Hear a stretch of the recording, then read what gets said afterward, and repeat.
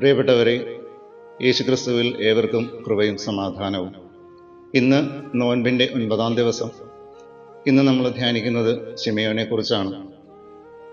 കുരിശിൻ്റെ വഴിയിൽ നാം കണ്ടുമുട്ടുന്ന ഒരു വ്യക്തിത്വം ശിമയോൻ.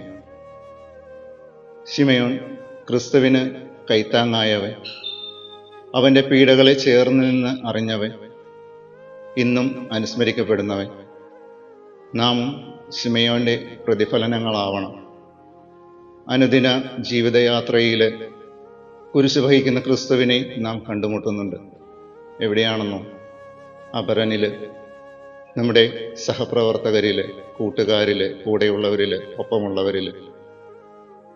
അവർക്ക് കൈത്താങ്ങാകുവാനായിട്ട് നമുക്ക് സാധിക്കണം. അവരുടെ വേദനകളെ മനസ്സിലാക്കുവാനായിട്ട് നമുക്ക് സാധിക്കണം. അപരൻ്റെ വേദനകൾ മനസ്സിലാക്കുമ്പോൾ നാം മറ്റൊരു ശിമയോനായി മാറും. ആ ശിമയോന്റെ ഒരു പരിവർത്തനം നമ്മുടെ ജീവിതവും നമ്മുടെ നോൻപ് കാലവും അനുഗ്രഹപ്രദമാണ്.